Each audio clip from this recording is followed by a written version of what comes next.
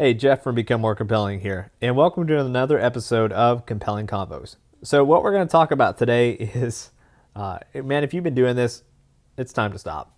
So it's called the spotlight effect. This is if you've ever been in a situation and a social situation and you're just convinced other people are noticing you a lot. Maybe like you spill ketchup on your shirt after lunch and you come back to the office and you're like, everyone's just noticing me. I know that people are noticing me.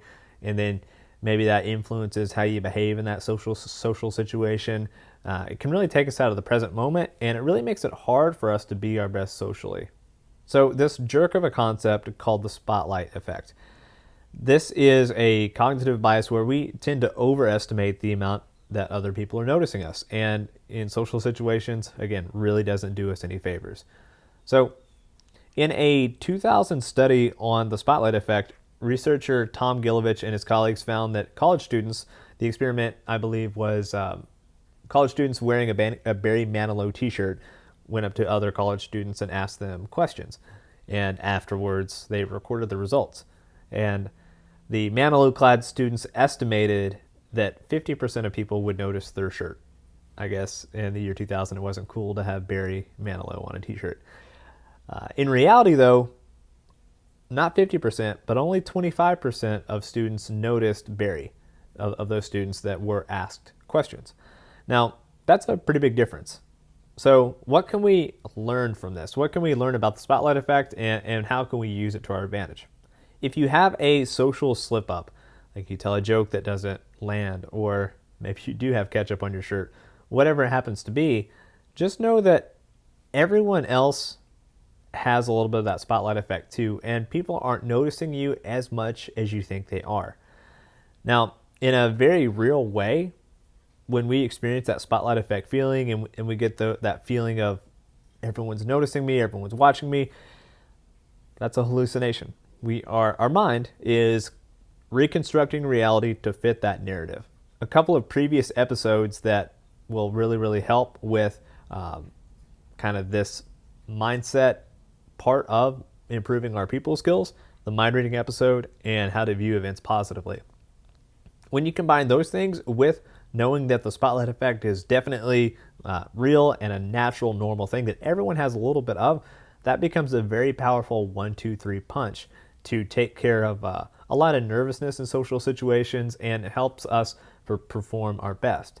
So if everyone has a little bit of that spotlight effect, then what does that allow us to do? We can walk up and start that conversation. We can speak up a little bit more in our Zoom meetings because we're all in quarantine right now.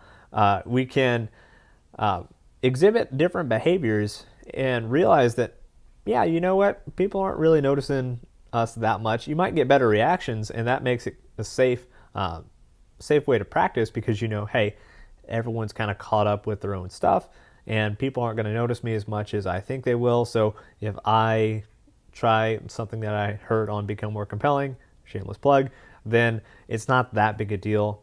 And I can just try it out, see if I like it, see what reactions I get, gauge my results, of course. And if I get good reactions from it, then hey, I might want to adopt that new way I tell a story, or speaking a little bit louder, or speaking up in meetings more. I might want to adopt that for the long haul because it's getting me better results. And like we talked about on a previous episode, I believe in giving yourself every advantage. Why wouldn't you stack the deck in your favor so that you can perform your best socially?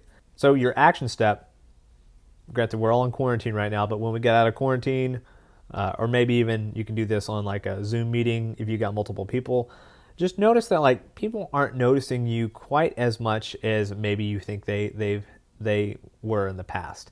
So that's a really empowering thing, because once we look around and say, you know what, the world might be a little bit different than I thought it was, that can be used to our advantage so that we can adopt those new behaviors, try out new things, and realize that like the world's not going to explode. We're going to be just fine. We'll wake up tomorrow morning and we're free to try it again or change our approach. And that's the beautiful thing about learning people skills.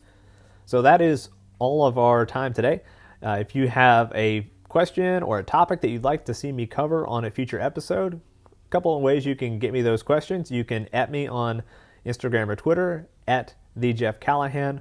You can send me an email at jeff@becomemorecompelling.com, or just drop a comment below and I'll cover your topic on a future episode of Compelling Convos. That's it for today. Talk soon. Hey, a couple of quick things before you leave. One, I've got a subscribe button over here. If you like this video and you don't want to miss out on a future video, hit that subscribe button. Two, if you like this video, hit the like button. That helps other awesome people like you find it. And three, leave a comment if you have any feedback for me or if you have a topic or suggestion that you want me to cover in a future video. Thanks.